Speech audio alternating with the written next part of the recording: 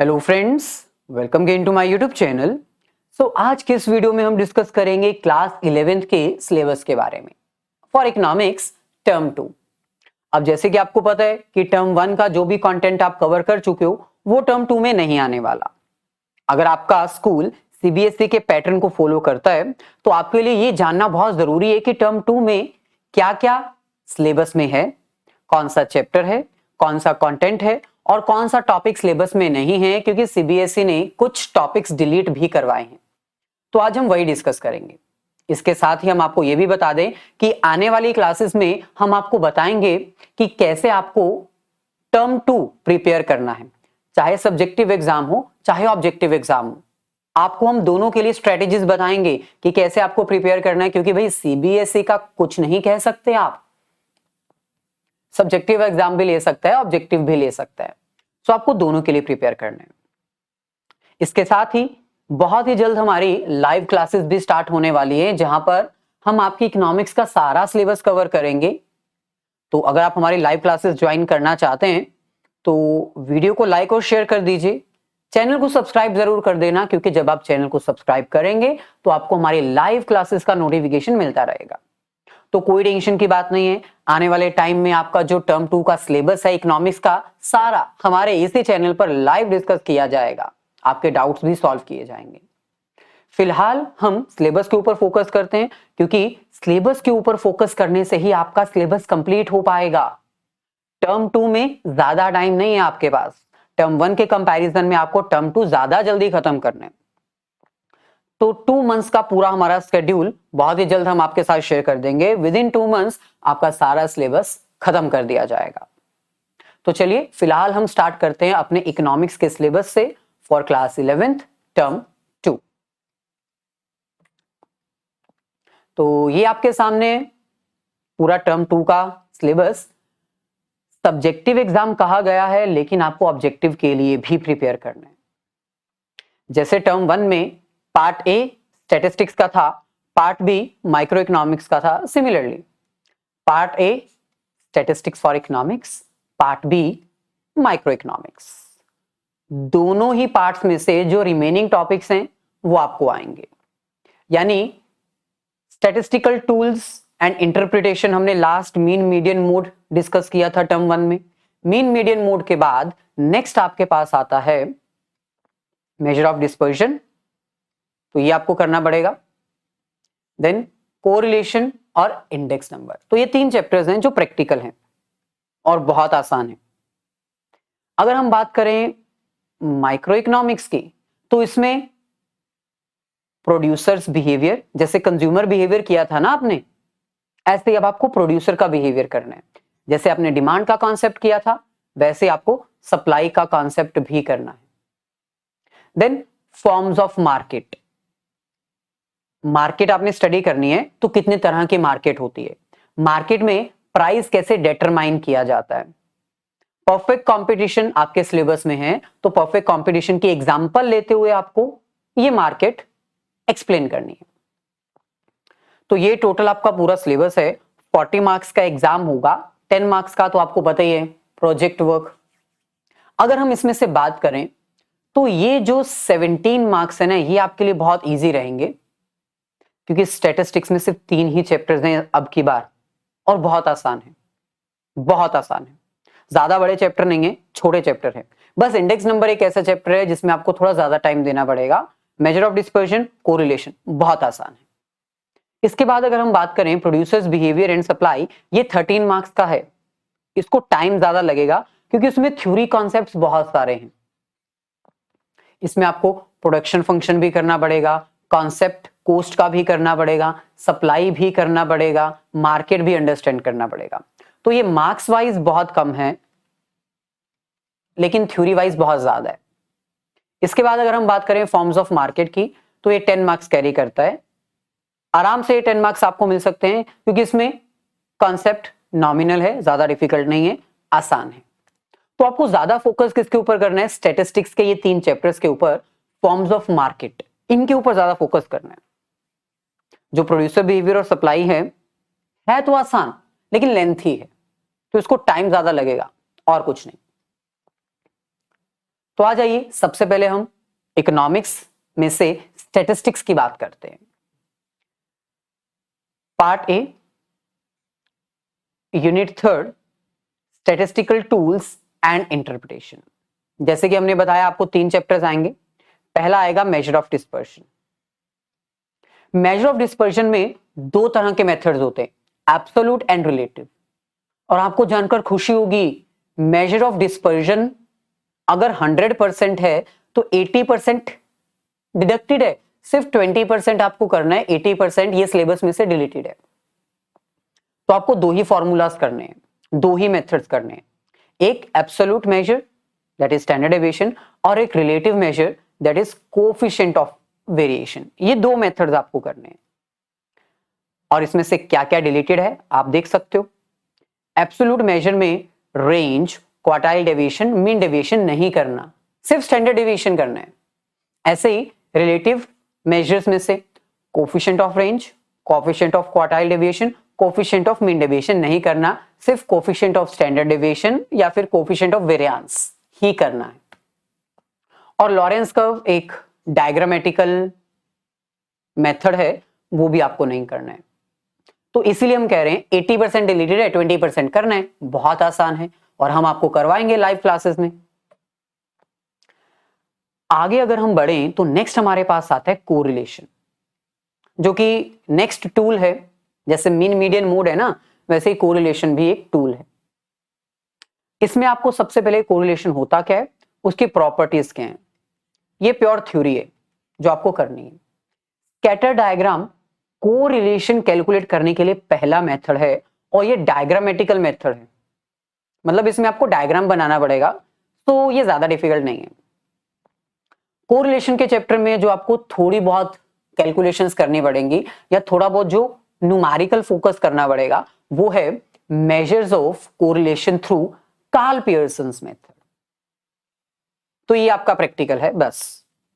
एक और तीसरा मेथड है स्पियर्समैन रैंक कोरिलेशन, जो कि सीबीएसई ने डिलीट करवा दिया है, तो इसको करने की कोई जरूरत नहीं है, जाने दो इसको। तो ये भी चैप्टर बहुत आसान है। प्रैक्टिकल के नाम पर सिर्फ एक ही फॉर्मूला है। आगे बढ़ते हैं, इंट्रोडक्शन टू इंडेक्स नंबर। अब इंडेक्स नंबर थोड़ा सा अलग चैप्टर है जो आपने पहले कभी नहीं किया है। इसमें फॉर्मूलाज थोड़े ज्यादा हैं, तो इसको थोड़ा ज्यादा टाइम देना पड़ेगा। इंडेक्स नंबर होता क्या है, इसकी कितनी टाइप्स हैं, weighted index, simple index, wholesale price index, consumer price index, use of index number. तो इंडेक्स नंबर कितने तरह का होता है, हर एक का अपना फॉर्मूला आपको करना पड़ेगा। फॉर्मूलाज थोड़े ज्यादा हैं इसमें। इंडेक्स नंबर कहां कहां यूज होता है, ये थ्योरी है। सो ये आपका हो गया theory concept. Uses of index number, ये भी एक तरह से थ्योरी कॉन्सेप्ट हो गया, लेकिन जो इसके टाइप्स हैं ये होगा प्रैक्टिकल कॉन्सेप्ट। ये आपका हो जाएगा प्रैक्टिकल कॉन्सेप्ट। देन इन्फ्लेशन और इंडेक्स नंबर, ये थ्योरी और प्रैक्टिकल दोनों का मिक्सचर है। इसमें आपको अंडरस्टैंड करना होगा कि इंडेक्स नंबर और इन्फ्लेशन के बीच में क्या कोई रिलेशन है तो उसका प्रैक्टिकल भी आपको करना पड़ सकता है। लेकिन सबसे अच्छी बात इस चैप्टर में से index of industrial production deleted है, जो कि थोड़ा टिपिकल था, वो करने की जरूरत नहीं है। तो स्टैटिस्टिक्स में सिर्फ 3 ही चैप्टर हैं, बहुत जल्दी कवर हो जाएगा ये आपका। माइक्रो इकोनॉमिक्स थोड़ा लेंथी होगा क्योंकि इसमें प्रैक्टिकल नहीं थ्योरेटिकल कॉन्सेप्ट ज्यादा है। सबसे पहले अगर हम बात करें तो प्रोड्यूसर बिहेवियर एंड सप्लाई। जैसे कंज्यूमर बिहेवियर था ना, उसमें आपको consumer equilibrium under different approaches करना था। सिमिलरली प्रोड्यूसर का बिहेवियर आपको अंडरस्टैंड करना है। तो सबसे पहले तो आपको पता होना चाहिए कि प्रोडक्शन क्या होता है, प्रोडक्शन फंक्शन क्या होता है। Second, short run versus long run. 2 तरह के पीरियड होते हैं, एक शॉर्ट रन स्मॉल पीरियड और एक लॉन्ग पीरियड। दोनों में आपको डिफरेंस करना पड़ेगा। Then total product, average product, marginal product. आपको याद है कंज्यूमर बिहेवियर में आपने टोटल यूटिलिटी, मार्जिनल यूटिलिटी किया था। सेम वही कॉन्सेप्ट है। वहां पर यूटिलिटी वर्ड यूज होता था क्योंकि कंज्यूमर की सेटिस्फेक्शन की बात होती थी, यहां पर प्रोडक्शन यूज होगा क्योंकि यहां पर हम प्रोड्यूसर की बात कर रहे हैं। तो बहुत ही आसान चैप्टर है लेकिन लेंथी है। Returns two factor.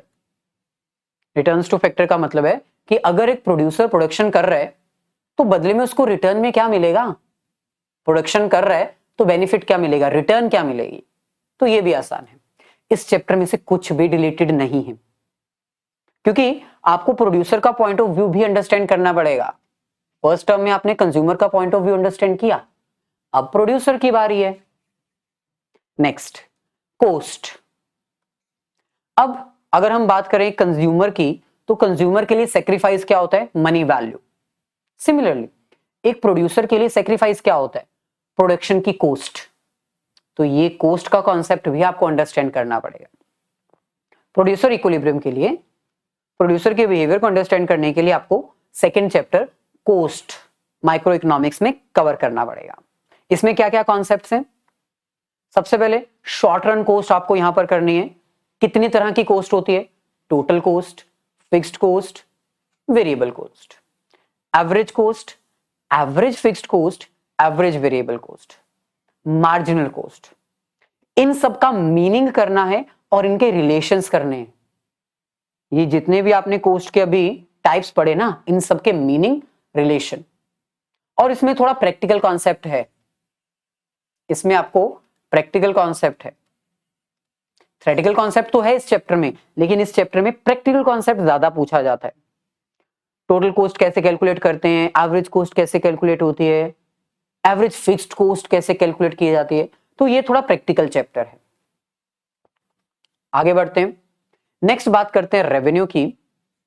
अब भाई एक कंज्यूमर के लिए मनी वैल्यू सेक्रीफाइस करने के बाद रिटर्न क्या आता है, आपको पता है, उनकी यूटिलिटी, उनकी सेटिस्फेक्शन। कंज्यूमर को सेटिस्फेक्शन मिलती है। ऐसे ही यहां पर आप प्रोड्यूसर बिहेवियर पढ़ रहे हो तो उसको रिटर्न क्या मिलेगी, रेवेन्यू, इनकम। तो इनकम का कॉन्सेप्ट भी आपको पढ़ना पड़ेगा। Total revenue, average revenue, marginal revenue होता क्या है और इनके रिलेशंस क्या है। इसमें से क्या डिलीटेड है, इसमें से सबसे बड़ा कंटेंट डिलीटेड है प्रोड्यूसर्स इक्विलिब्रियम। कंज्यूमर इक्विलिब्रियम आपको करवा दिया था, लेकिन कॉस्ट और रेवेन्यू की हेल्प से प्रोड्यूसर का इक्विलिब्रियम स्टडी किया जाता है। आपने कॉस्ट पढ़ लिया, रेवेन्यू पढ़ लिया, सिलेबस में है वो, लेकिन प्रोड्यूसर का इक्विलिब्रियम कैसे फाइंड आउट किया जाता है, क्या कंडीशंस होती हैं, ये आपके सिलेबस में नहीं है।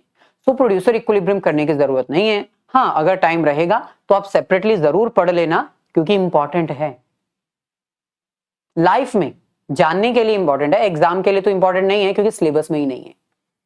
सो प्रोड्यूसर इक्विलिब्रियम करने की जरूरत नहीं है। अच्छा, अब हम बात करते हैं थ्योरी ऑफ सप्लाई की। डिमांड का चैप्टर आपने किया था, theory of demand, same copy paste chapter है, बस थोड़ा सा कॉन्सेप्ट अलग है, थोड़ा सा टॉपिक चेंज है। सो जैसे कंज्यूमर के लिए डिमांड होती है, प्रोड्यूसर के लिए सप्लाई होती है। एक प्रोड्यूसर, एक बिजनेसमैन मार्केट में प्रोडक्ट बनाता है और फिर उस प्रोडक्ट को बेचता है यानी सप्लाई करता है। तो यहां पर आपको सप्लाई का कॉन्सेप्ट अंडरस्टैंड करना है। सप्लाई होता क्या है, मार्केट सप्लाई क्या होती है, डिटरमिनेंट्स यानी फैक्टर्स अफेक्टिंग सप्लाई जो आपने डिमांड में भी किए थे। सप्लाई स्केड्यूल, सप्लाई कर्व की स्लोप क्या होती है, movements and shifts in supply curve, elasticity. आपने प्राइस इलास्टिसिटी ऑफ डिमांड की थी, प्राइस इलास्टिसिटी ऑफ सप्लाई है। इसमें आपको एक ही मेथड करना है और वो क्या है, परसेंटेज चेंज मेथड, जिसको हम प्रोपोर्शनेट मेथड भी कहते हैं। इसमें से कुछ भी डिलीटेड नहीं है, ये पूरा चैप्टर आपको करना पड़ेगा। लास्ट यूनिट हमारे पास आता है forms of market and price determination under perfect competition with simple application. देखो, आपने कंज्यूमर का पॉइंट देखा, कंज्यूमर की डिमांड देखी, आपने एक प्रोड्यूसर की सप्लाई देखी, सप्लाई का डिमांड भी देखा, सप्लाई के साथ साथ उनके सारे कॉन्सेप्ट्स भी अंडरस्टैंड किए। लेकिन सबसे ज्यादा जरूरी क्या है यहां पर, मार्केट अंडरस्टैंड करना। क्योंकि भाई मार्केट में कंज्यूमर भी होता है, सप्लायर भी होता है। कंज्यूमर का इक्विलिब्रियम अलग हो गया, प्रोड्यूसर का इक्विलिब्रियम अलग हो गया, लेकिन मार्केट इक्विलिब्रियम पर आनी चाहिए, वो सबसे ज्यादा जरूरी है। So last concept micro economics का क्या है? Forms of market. मार्केट क्या होती है, कितने तरह की होती है? देखा जाए तो परफेक्ट कंपटीशन, मोनोपोली, मोनोपोलिस्टिक और ओलिगोपोली, ये 4 मेन मार्केट्स होती हैं, लेकिन आपके सिलेबस में सिर्फ एक ही मार्केट है, वो है परफेक्ट कंपटीशन।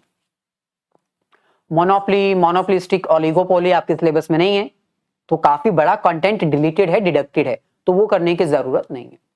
बस आपको इतना बताना है कि अगर मार्केट में परफेक्ट कंपटीशन है तो डिमांड और सप्लाई जो आप पढ़ चुके हो, उसकी हेल्प से आपको यह बताना है कि मार्केट में इक्विलिब्रियम कब आएगा, मार्केट इक्विलिब्रियम। अगर मार्केट में डिमांड और सप्लाई अफेक्ट हो जाती है, चेंज हो जाती है, तो मार्केट इक्विलिब्रियम पर क्या इफेक्ट पड़ता है? प्राइस सीलिंग और प्राइस फ्लोर क्या होता है? तो यहां पर आपका ये पूरा कंटेंट है जो कवर किया जाएगा। तो ये सारा सिलेबस है, सिलेबस के अकॉर्डिंग आपको चलना है ताकि आपका सेकेंड टर्म का कॉन्सेप्ट जल्दी से क्लियर हो जाए। आने वाले सेशंस में हम आपको बताएंगे कि कैसे आपको ये सारा सब्जेक्ट कवर करना है, और लाइव क्लासेस के प्लान के बारे में भी हम आपको शेयर कर देंगे, बता देंगे। बस वीडियो को लाइक और अपने सभी फ्रेंड्स के साथ शेयर जरूर कर दीजिएगा, क्योंकि भाई आपके फ्रेंड्स को पता चलेगा लाइव क्लासेस के बारे में, तभी तो मजा आएगा। सो चैनल को सब्सक्राइब जरूर कर दीजिएगा, अपने सभी फ्रेंड्स को बता दीजिएगा।